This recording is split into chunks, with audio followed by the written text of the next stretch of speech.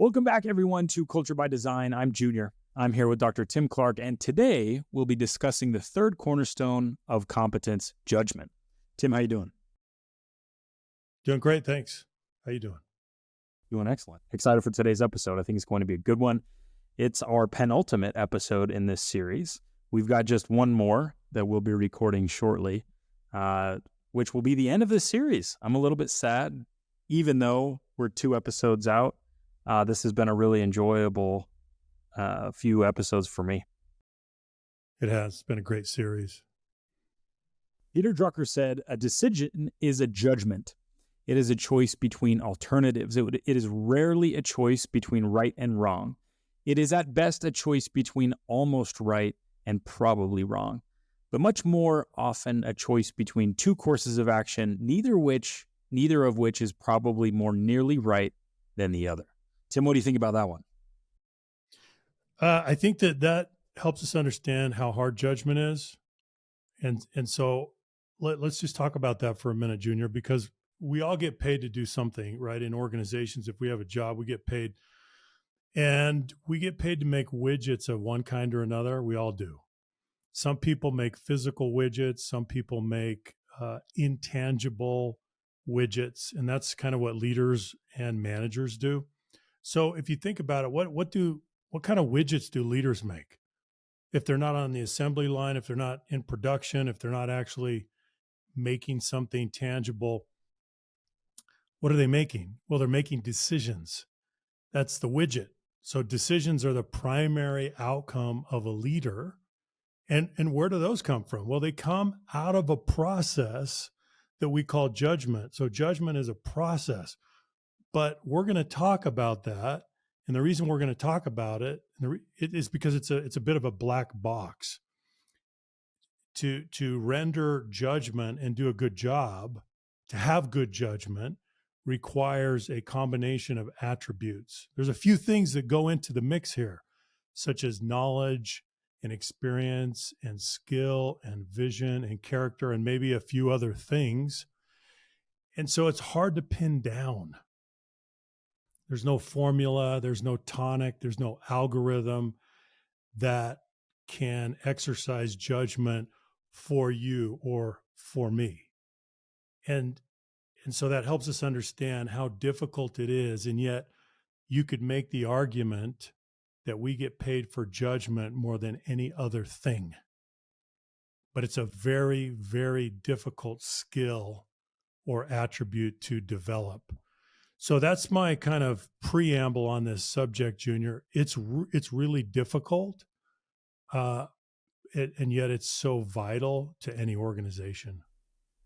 As I've been thinking about this episode in preparation, I think it's safe to say for me personally that judgment is one of those attributes that I aspire most to have.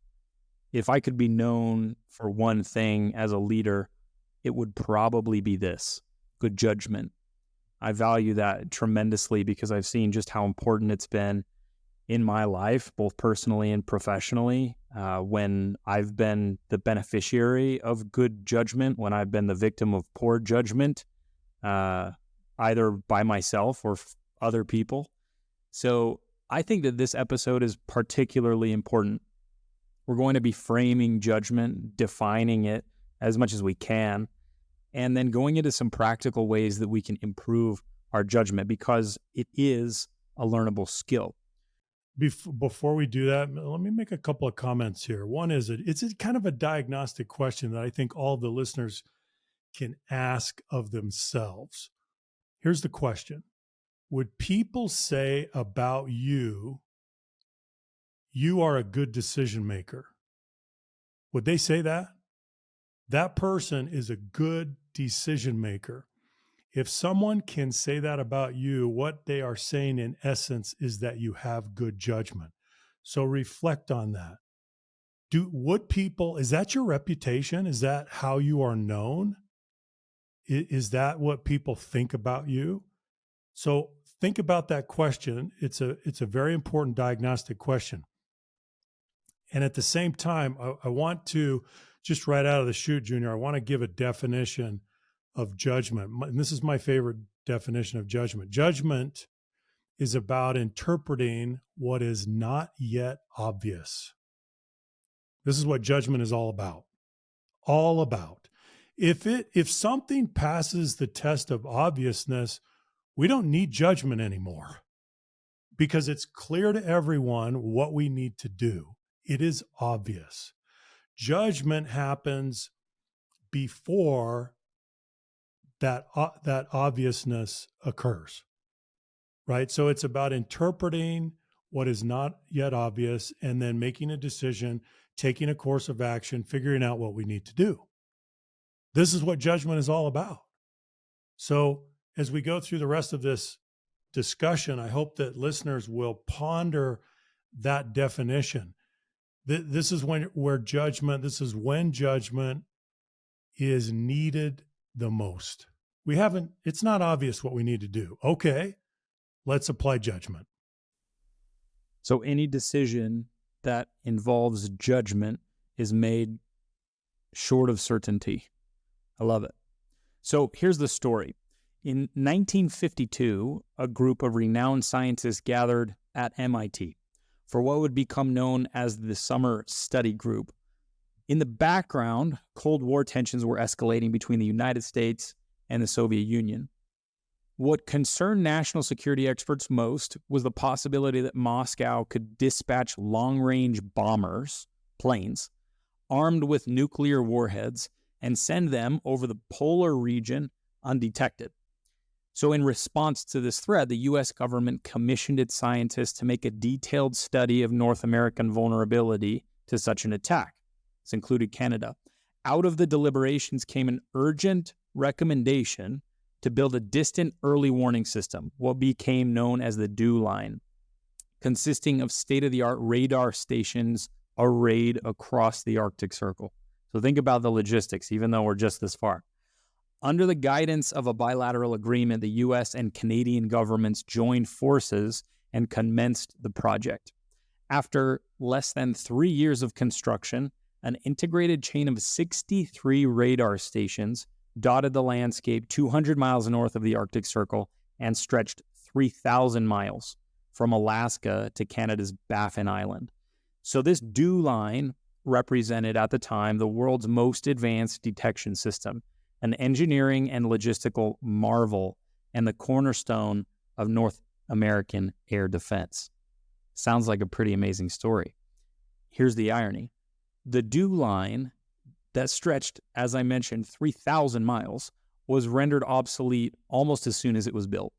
So the project was commissioned in July of 1957, and the very next month, Soviet scientists pulled off a game-changing move. They successfully test-fired the R-7, the world's first ICBM, intercontinental ballistic missile. And it would take only 2 more years while they're building this for the Soviets to deploy a military ICBM, allowing them to launch a nuclear attack from their home turf. So originally we were concerned with big bombers carrying nuclear warheads. Now we have these ICBMs, which are missiles themselves that can be launched across continents. So with amazing speed, these new realities, these new discoveries had thwarted the much vaunted new intelligence gathering capability of the United States and Canada. So much for the DEW line. So, Tim, why this story? Why do you think that this is relevant here? Well, we go back to the 1950s, and this is probably a story that many people don't even know about. It's a chapter in history, but it helps us understand if things were that dynamic in the 1950s with the development of technology and competitive forces, what are they like today? It illustrates how fast things move, how fast things develop. And the fact that even with our best judgment in a given moment or for a given season of time, there are unexpected developments that are going to happen. So it shows us the unprecedented need for judgment in a highly dynamic environment where we have an interplay of many, many variables. I mean, this is pretty incredible, right? We spend 3 years putting these stations in place and then finally commissioning the DEW line in 1957. And what did you say? The next month it's The next rendered month, obsolete? This is the the next month. 1950s, Yeah. right? So I think it's an incredible case study to help us understand the dynamic nature of the environments in which we are working and leading. Well, and not to spend too much time on national security, but I think that it's interesting because at the time we're primarily concerned with physical security, right? And that DEW line was rendered obsolete a month later. Now, are we more concerned about digital security and how much more dynamic is that environment? And so I think that that's an interesting angle or interesting lens to look through, as the dynamism of the physical environment was such 60, 70 years ago. And now look what it is, not only physically, but digitally. So the DEW line, was this good judgment? Was this poor judgment? I don't know. We'll leave it to you to think about. But there are a few questions that could have been and maybe were asked. I don't know the details of this story, which is why I can't render a judgment. But they could have asked, what would have to be true in order for this DEW line to not work? Well, maybe we assume that those nuclear warheads are not carried by plane. What if they're self-propelled? Well, then that would render the whole thing obsolete. It stands to reason that if a month later they were able to create that ICBM, that there was sufficient technology to warrant the idea, right? And so it stands to reason to me, and again, I'm not in the room, that we could have thought about this a little more critically and thought, you know what, if they just were able to do that one thing, this all would go away and be irrelevant. And so maybe we would have approached it from a slightly different angle. Again, I'm completely ignorant to a lot of this story, but I think it's an interesting question. So in order to compete in today's world, in order to survive in today's world, not even compete, we need good judgment. So what is judgment? Let's go to a few more definitions. Tim touched on just a couple. Google says the ability to make considered decisions or come to sensible conclusions. In the book, you mentioned sifting, sorting, filtering, and connecting information, logic, values, and objectives, thinking through different courses of action and their consequences. So as I've thought about judgment, there's this future element of judgment. It's not just now, it's in the future. It might be a day from now, it might be a year from now, all of which comes with uncertainty, different degrees of uncertainty. And your ability to predict is also a component of judgment that I think is really interesting that we'll touch on toward the end of the episode. But those are some angles that we can look at judgment. So what affects our judgment? A few things: logic, values plays into judgment, objectives, experience, consequences, the information we have available to us. So the fact that values is in here is interesting to me. So judgment is not just amoral, is it, Tim? No, it's not. You have to be guided by values and a moral position, right? Otherwise, you don't have a rudder. You're rudderless as you're making the decision, and it's simply then your decision becomes to maximize utility, whatever that may be, but you're not guided in the way that you do it. And so there's a moral component always. I think this is an important point because to me, it seems implicit when we talk about judgment. That's often what we mean, that it is guided by moral principles. But without that, it's almost impossible then to have good judgment if it's not guided by some principle, as you say. So judgment and systems thinking, there's a relationship here that I think is important. So what is systems thinking? It's making sense of the complexity of the world by looking at it in terms of wholes and relationships, variables that interact with each other, rather than splitting it down into its parts. Why? Why, Tim, is systems thinking crucial when it comes to judgment?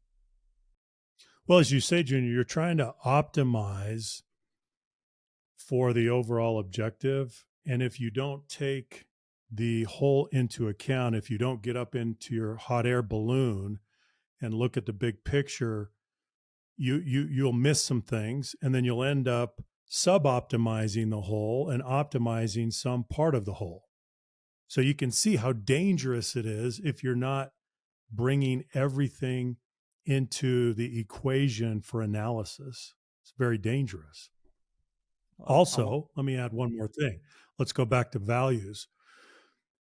As a leader, you have to be very careful that you don't thrust yourself into the equation, into the picture through self-serving motives, right? Because if you do that, if you're not able to restrain your own self-interest and your own selfishness, quite frankly, then what that does is it impairs your judgment, it skews the data, it contaminates the analysis. That's what happens. So you have to be an honest broker on the outside. You're trying to make the best decision possible, and you're taking your own interest out of it. That's extremely important as you do this. So judgment and systems thinking, one of the veins that I think we can go down is that if you don't use systems thinking, it means that you need to understand every single one of those component parts. And is that possible? No, it's not possible. There are too many variables to consider. And here's another angle to look at this. It could be that you have a batting average that's better than someone else, but you make fewer decisions.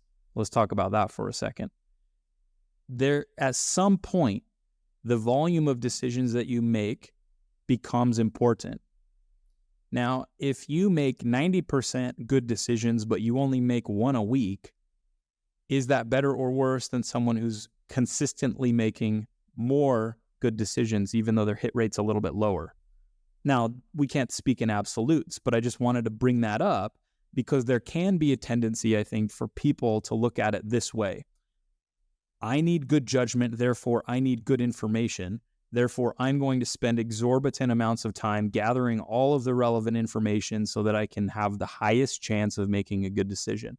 And then enter analysis paralysis. And analysis paralysis is not good judgment, even though you may come to a good outcome. Maybe it takes too long or you did it at the expense of too many other things. And so there's this really dynamic interplay across all of these variables and demands.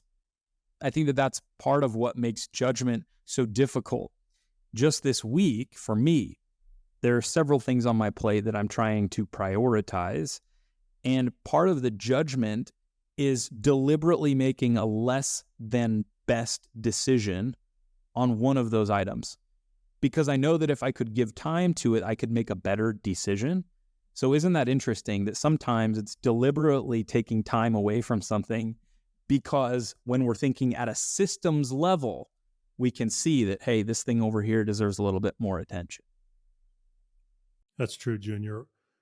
When we apply judgment, it's normally under conditions where there are constraints, there are deadlines, there's limited information, there's limited resources. We're not in some simulation where we can analyze things forever and we can keep gathering information. That's just not how it works. So judgment it happens under these pressurized conditions and limited resources. This is how it works.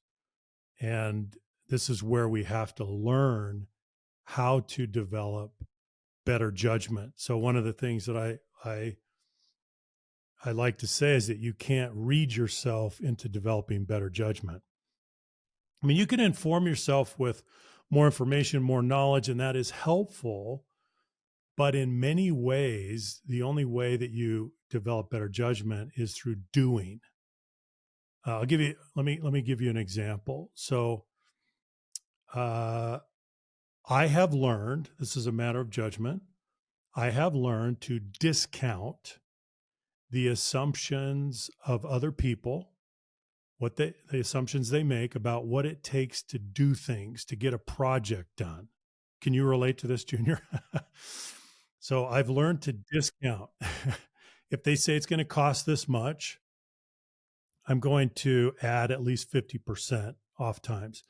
If they say it's going to take this much time, I'm going to maybe double that. But I'm going to analyze that very carefully, and I'm going to discount their assumptions pretty heavily because of the inherent biases that humans have to not be accurate in trying to scope out a project in terms of what it's going to take. And I've learned this over and over and over and over the hard way. And I don't know how else I would have learned that. That's a matter of judgment. So that's one thing. Second, I've become more measured and not as emotional and getting excited about the dream outcomes that we may be talking about, the aspiration, the goal, what we're shooting for. Not that I'm not excited about accomplishing great things, but I've learned to be more measured about that because there's a susceptibility in humans to embrace the first order intended consequence of a decision and then not look at the potential unintended consequences, not look at them carefully enough. And so, to quote a moral philosopher and historian that I love, her name is Gertrude Himmelfarb. She said, "Nothing is as seductive as the assurance of success." Nothing is as seductive as the assurance of success. So, what is reality tutors you to be careful, to be more measured, to be less emotional, to discount assumptions. So that's what you learn through experience. You learn that through self-discovery. It's very interesting. So the irony is that much of what you learn about judgment, you learn through often failed attempts, through problems, through mistakes, through poor decisions. You have a lot of repetitions. You have a lot of at-bats. And hopefully you're paying attention. You're doing a very careful post-mortem after you make a decision and you see the consequences, not only first order, but second order and third order. And sometimes it takes time before you can see what's happened, right? You need some longitudinal data, but those things are so helpful. And I don't know how you acquire that judgment other than much of it through experience. So, in addition to systems thinking, let's add an element: searchlight intelligence. Harvard psychologist Howard Gardner argues that leaders need synthesizing minds that seek connections among fragments of knowledge. The challenge is that this need for searchlight intelligence, as he terms it, is not enough, given the sheer volume of information that has to be filtered, synthesized, and made actionable. So this has several implications, and we can go into them at another point. There's a quote that I really like, Warren Bennis and his colleague. They claim that leadership is, quote, the chronicle of judgment calls. So, again, affirming evidence that this is part and parcel of leadership. This is what it is, judgment calls and decision making. So here's what complicates things, and we've already borne this out. There's more information today than there ever has been, which makes judgment more difficult than it's ever been. Why? Because judgment happens based on the information available to you. And if there's a lot of information, there's a lot of things to consider. So judgment isn't easy, yet it's absolutely critical. It's arguably the most difficult and yet most important thing that we do. Mm-hmm. I'll add a couple of points to that, Junior. First, decisions are only as good as the intelligence that informs them. Think about that. You're going to rely on the intelligence that you have, the information that you have. At the same time, and you said this earlier, we make all business decisions. In fact, all decisions in life somewhere short of certainty. So you're never going to have perfect information. The assumption is that you're going to have to render a judgment and make a decision with partial information, always. That's what it comes down to. Now, but what's changed? Well, what's changed is the environment in which we are exercising judgment and making decisions today. It's more difficult today because we have a complex interplay of variables, a highly dynamic environment. This fact alone tells us that judgment must be a collaborative process as well. You can't rely on yourself. You don't have the equipment. You don't have the analytical power. You don't have the processing power to be able to synthesize everything, to be able to see an issue from every angle. So you're going to need some help, right? I think a great illustration of this, Junior, is that take the economy, take the macro economy. The best minds in the world, the best economists in the world cannot predict economic activity. They cannot predict inflation. They cannot predict unemployment. They cannot predict these vital economic indicators. They try, and they build models, and they forecast, and they make judgments, and they gather information, and sometimes they get it right. But no one gets it consistently right. No one. Why is that? Because there's just too many variables interacting in too many ways. And at some point, we lose our predictive power. We have a lot of explanatory power after something happens, but we don't have very much predictive power going into the future. And so we have to realize the constraints under which we do analyze and make judgments. And that's where judgment lives, is in the future. So let's talk about... lives in the future. It does. Let's talk about some tools that we can use. We're going to go through a few today. We're not going to go in depth in all of them. If you want to go into more detail, we'll put a link in the show notes to the book. We'll go briefly over the Victor model. It's an acronym, VCTR, Victor. Value, cost, time, and risk. The first time I saw this, I thought, you know what, that's pretty elementary. There's nothing very groundbreaking about this model. Like, of course, you need to do those things.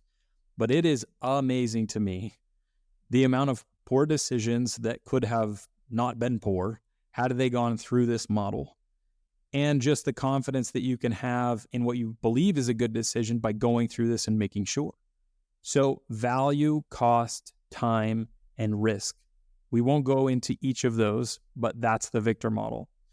The next one I want to spend a little bit more time on. Tim, before we move on, anything on the Victor model you want to say? Well, just to acknowledge that, what are we talking about? We're talking about 4 decision-making criteria that should always be a part of your analysis if you're making a decision. You should always be taking into account these 4 factors. What is the potential value if we do this? What is the cost? What are the time requirements? And what are the risks?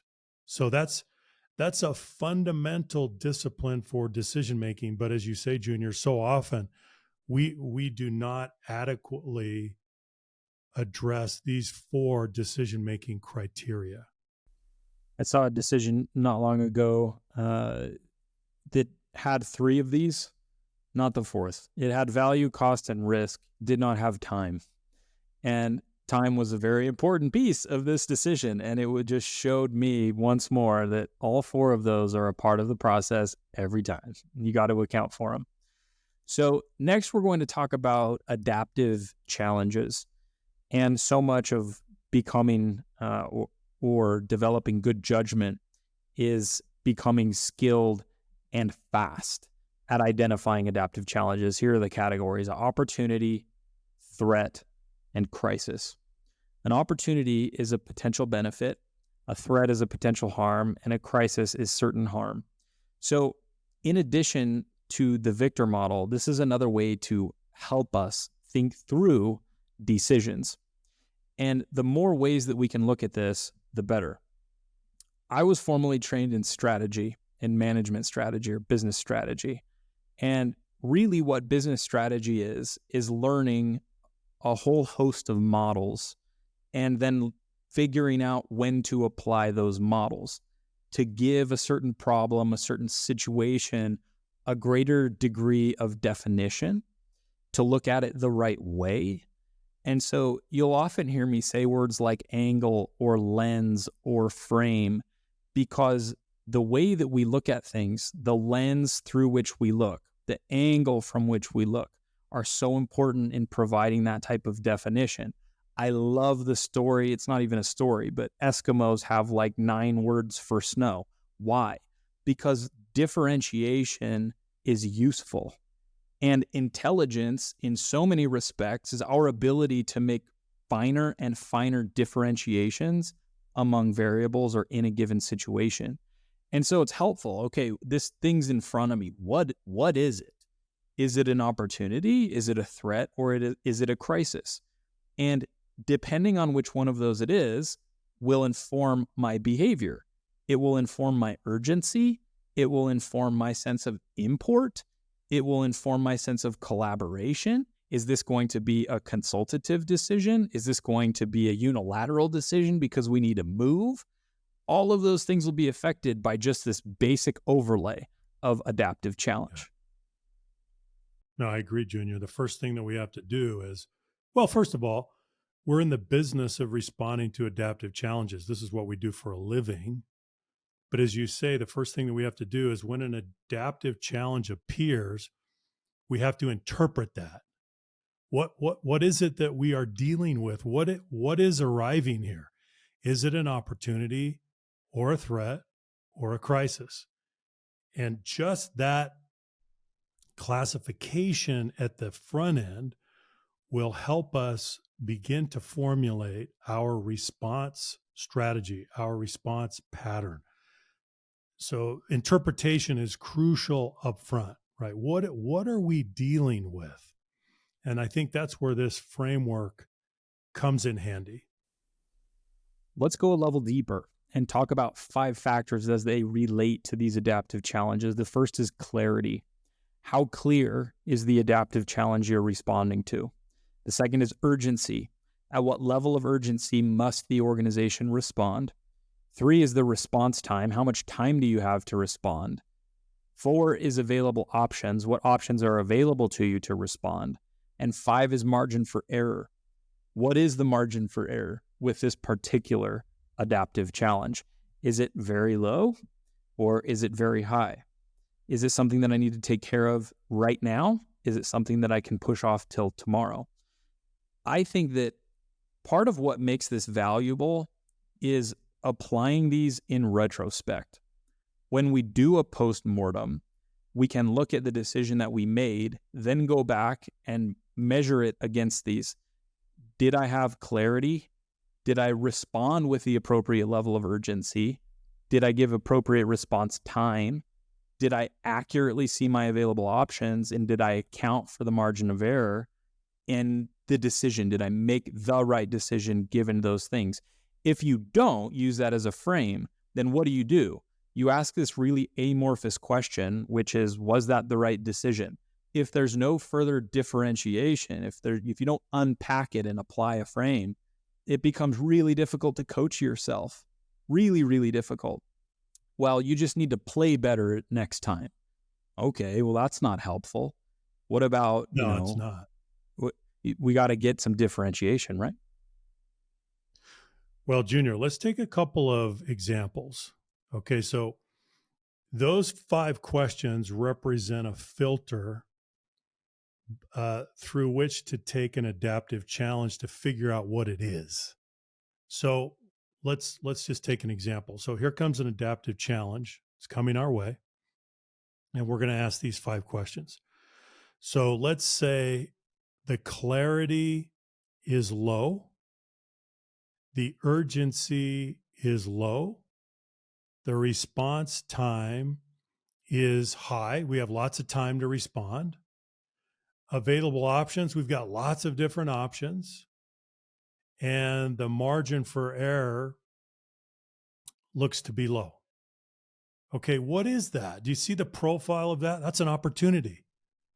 Opportunities are not clear. They're foggy. They're far away and foggy. They don't have an inherent level of urgency attached to them. Usually the urgency level is very, very low because there's something out there in the offing that, okay, we can't even really make it out. So how can we feel this great sense of urgency about it? That doesn't make sense. So the urgency is going to be low. We have time. So response time is high. We've got time on our hands. We could try this. If it doesn't work, we can try something else. If it doesn't work, maybe we try something else. We have options. We've got a lot of different options in the way that we respond to this. And the margin of error is low, right? So again, we don't just have one bite at the apple. We may have several different opportunities. That's the nature of an opportunity. Okay, now let's go to a crisis. What does a crisis look like? Before we go to crisis, I will say that there are opportunity windows. We use the word window sometimes very purposefully, in that there is urgency to an opportunity and the time to respond is short. Maybe it's something that comes across our desk, an opportunity to, who knows, expand a location. We have an opportunity to bid on a property and the bids are done in the next 2 hours, right? There are occasionally times where there is urgency. But what I would say to that, Junior, is that if it's an opportunity, you may see that, you may interpret that, but that's probably not obvious to everyone else. And so for you, there's a high sense of urgency. For perhaps most others, it's not. They don't see it that way. They're not interpreting it that way. That's why it's difficult to align an organization behind an opportunity, because the inherent level of urgency is typically low. That's fair. Right? Now, if we go to a crisis, the profile of a crisis is the opposite. Is there clarity? Is there urgency? Yes. The nature of a crisis is that it's at the door or it's leaving tracks on your back. It's either right here or it's rolling over you. That's the nature of a crisis. So by definition, clarity's high, urgency's high. All right, well, let's take a look at the other three factors. How about response time? No, you don't have a lot of time. How about options? Your options have diminished. How about margin for error? Your margin for error has gone way up. So do you see the trade-offs that come with these different categories of adaptive challenge? That's why it is vital to be able to accurately interpret the adaptive challenge at the front end. Got to know what we're dealing with. I want to talk for a second about timing, because it could be that the same adaptive challenge is any one of those three categories depending on the timing. And so it could be an opportunity that you let pass that becomes a threat, which if you let pass for too long can become a crisis. And so adaptive challenges can move in and out of those categories depending on the timing. So there's a quote from Ted Williams, baseball player, that you put in there. Waiting for the right pitch is the most important thing for a batter. I think that that's interesting. When I first read that, I thought, yeah, okay. But then I thought about it for a long time and I chewed on it for about a day. Waiting for the right pitch is the most important thing for a batter. What does that mean? It means that I'm not altering the swing necessarily every time a pitch is thrown. I'm just waiting for the right pitch. And it's not just what, but when. And this element of timing, I think, is really important as it pertains to adaptive challenge, because we need to make a decision on the urgency front at some point and say we're going to act or not act. And sometimes those trade-offs with action and inaction are very difficult and very expensive. And as you mentioned, we may see them differently depending on where we're sitting in the organization, what information we have access to, what's important to us. And so you see the implications when there are a whole bunch of different people, it just becomes more complex. So Michael Porter says leaders are the guardians of trade-offs. That's your job. So if your job is decision-making is an act of trading off. So seeing how these things relate to each other is really interesting to me. Trade-offs, decision-making, judgment. It's this realm of uncertainty and future that is hard. It's hard. There's a lot of strife that happens when we're acting in this land.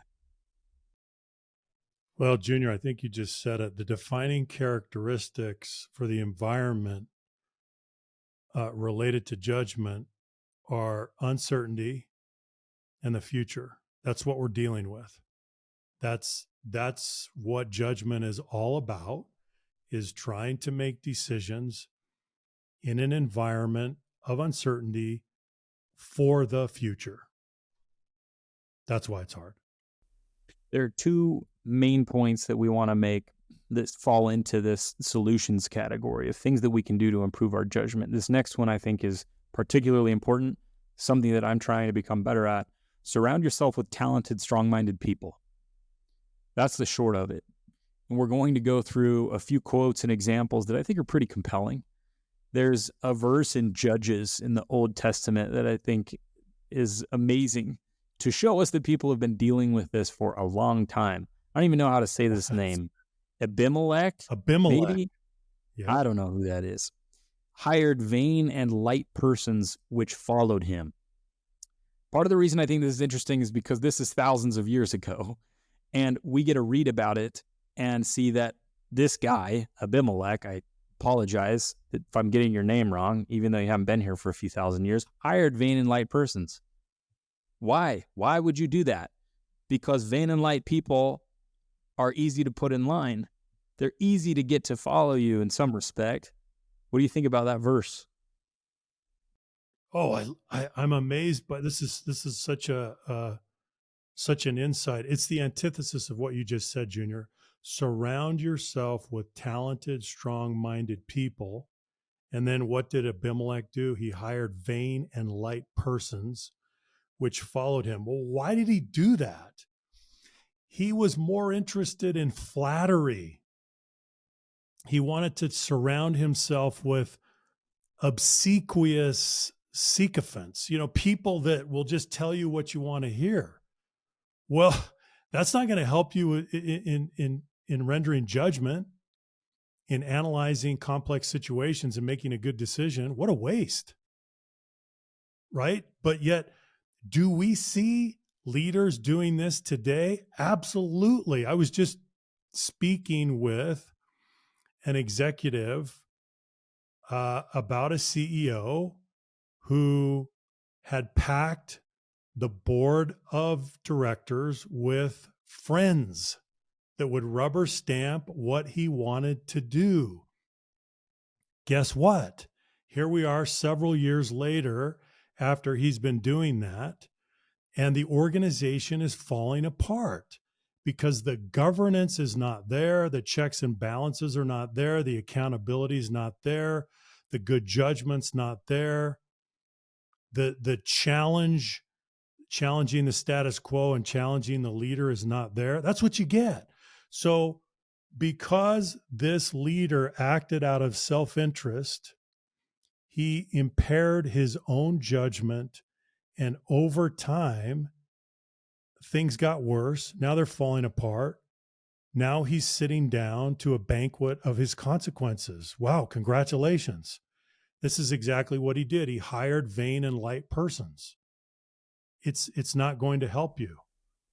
Here's a line to follow it up from The Little Prince. To vain men, other people are admirers.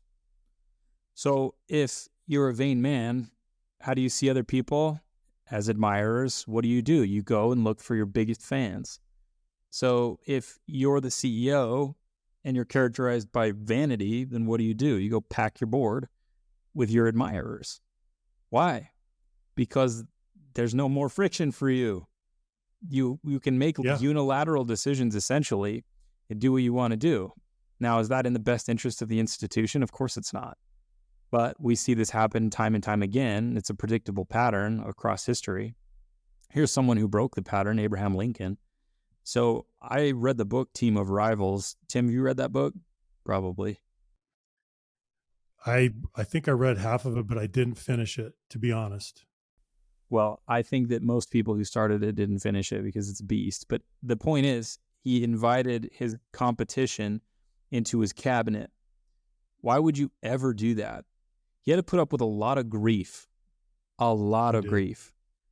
But there were clearly at some points during his presidency some benefits from doing that. And I think just positionally, it's an interesting move. And what does that tell everyone else about you? If you were solely interested in your own devices, in your own interests, you wouldn't do that, period. End of story. I can't think of a reasonable way that you would invite your competition in order to achieve those ends. You really have to be looking for a different point of view. You really have to believe that there's value lurking underneath the competition. And so it wasn't this just really nice story of, we are all friends now and we're going to work together and put our differences behind us. That is not the story. Quite the opposite. They remained in competition, many of them, a few in particular. And I thought that was such a compelling story and appropriate when we're talking about the opposite of some of these examples. Well, Junior, he had a hard job to do. He needed the best and brightest minds around him, even if he had to put up with their personal ambition, their egos, the strife between or among them. But he knew he needed that. The job was bigger than he was, and he knew that. Here's another one in politics. John W. Gardner, member of Lyndon Johnson's cabinet, said this: most importantly, perhaps, it includes the capacity to appraise the potentialities of coworkers and opponents. So this isn't speaking of, I think, generally, but in this case specifically, Lyndon Johnson or the presidency. Generally in leadership, what constitutes a good leader? Part of it includes the capacity to appraise the potentialities of coworkers and opponents. It means that you have to be a good judgment of talent and a good judgment of character, a good judge of character. If you can do those two things well and put the right people around you, you have a much better chance. And all of this speaks to the fact that if you do this alone, you're not going to go very far. As a leader, if you want good judgment, you can't make decisions in isolation. And that almost goes without saying. But here we are. Machiavelli said, the first method for estimating the intelligence of a ruler is to look at the men he has around him. How about that? That's an interesting quote too. And these are across a period of several thousand years, all of these examples, and they're all saying roughly the same thing. There's a pattern here. There's a pattern. Right. So what we're saying is that to get to good judgment on decisions and issues and courses of action, you need to surround yourself with the very best people. So how do you do that? Well, you're going to learn to do that through experience, and you will over time have some regrettable hires. But on the other hand, you will also have some regrettable losses where good people that you wanted to keep, you wanted to retain, they walk out the door. Hopefully you're taking notes, you're paying attention, you're doing everything that you can to increase your ability to judge the capability and the character of those around you. There's a whole section on developing people in the book that I think is worth going into. We're not going to spend a lot of time on it today, but it starts on page 144 if you have the book. It's about affiliation and accountability. It's about delegation, about multiplying force, and accelerating the development of those around you. So it's not just about getting the right people around you, it's about doing that and then continuing to develop them. The last thing that we're going to go into is resist the arrogance and overconfidence that can come with success. Warren Buffett observed a fat wallet is the enemy of superior investment results. And I'll just add, Junior, to this this point that we're making here, that we have to resist arrogance and overconfidence. You've got to take yourself out of the equation as you're doing analysis and you're trying to exercise judgment. I said this before, but it bears repeating. If self-interest is a big factor, you will skew the data, you will taint the analysis and the entire analysis process. So get out of the way, or you may live to regret it. There's a moral component here that we should not underestimate. This is where walk away integrity comes in.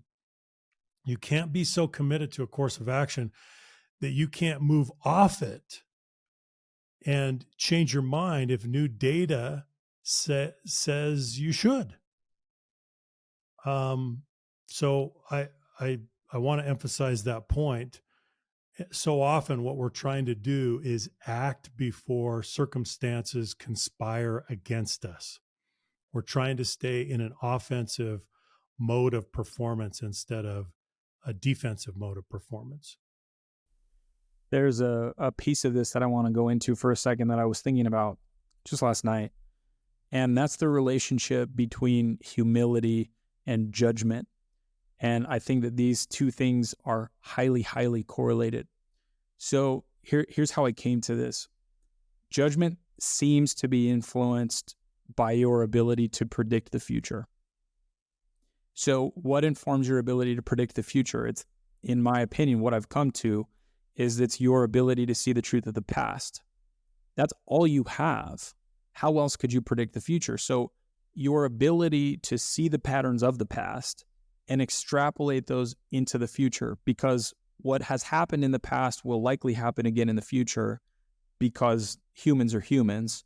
Circumstances change, conditions change, sure, but there are some principles that happen over and over again. So what will the conditions produce this next time around? Well, maybe what they produced the last 100 times. Maybe it's going to be different in the details, but people will probably behave the same way.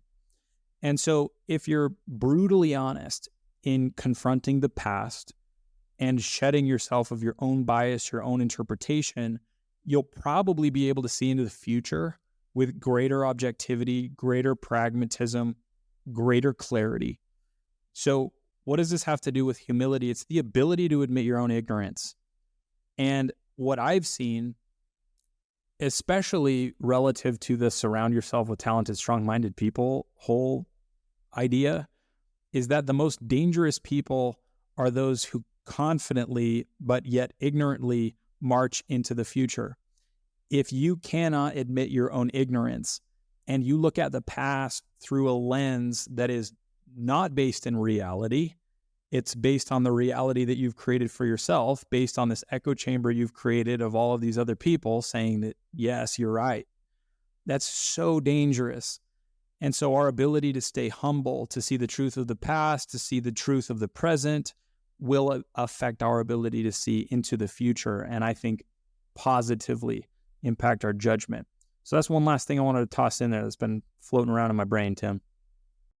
I love that. I absolutely love that. It's a great insight.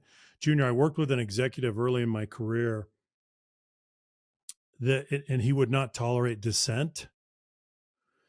And he made several multi-million-dollar capital budget expenditures. And they turned out to be very poor decisions. In fact, disastrous decisions. But the entire process of judgment and analysis that led up to the decision, those decisions, that process was not an open, collaborative process where we had the opportunity and ability to challenge the status quo and debate. He shut it down. And he did create an echo chamber. And wow, I can't even begin to explain the consequences of those capital budget decisions and the misallocation of capital, which is just one example of where you can go wrong, right? But it goes back to your insight. You have to have the ability to see the truth of the past as objectively as possible. That means you get out of your own way. Yeah. And it's interesting to me that the judgment or lack of that you talked about affected so many people. And so it's something that we need to be particularly careful with as we increase in influence, because our judgment, for better or worse, affects more people and it has bigger ripples. And so if you see yourself moving up an organization, this is something that you should think long and hard about. And it becomes particularly important as you ascend that hierarchy. Okay, so to summarize, our effectiveness as leaders will largely depend on our ability to make choices, our judgment. Each of us needs to do this. We need to cultivate judgment. How do we do that? 5 things. Identify and respond appropriately to adaptive challenges. 2, wait for the right pitch. 3, surround yourself with talented, strong-minded people. 4, develop those people once you've found them. And 5, resist the arrogance and overconfidence that can come with success. Tim, any final thoughts? I would just go back to the original definition that I love so much, that judgment, what is it? Judgment is the ability to interpret what is not yet obvious. So if we apply those 5 steps that you just mentioned, Junior, I think we're going to be better in doing that very thing. I do too. Well, thank you everyone for your time and attention. We appreciate your listenership very much. Stay tuned for next week. We'll be releasing a bonus episode as part of a mini series we're testing out called Single Point Lessons. So that should hit your downloads on Wednesday, if I'm not mistaken. If I am mistaken, I'm sorry. But have a listen and let us know what you think. If you found value in today's conversation, please share it with someone who might find it useful. Take care, everyone. We'll see you next time. Bye-bye.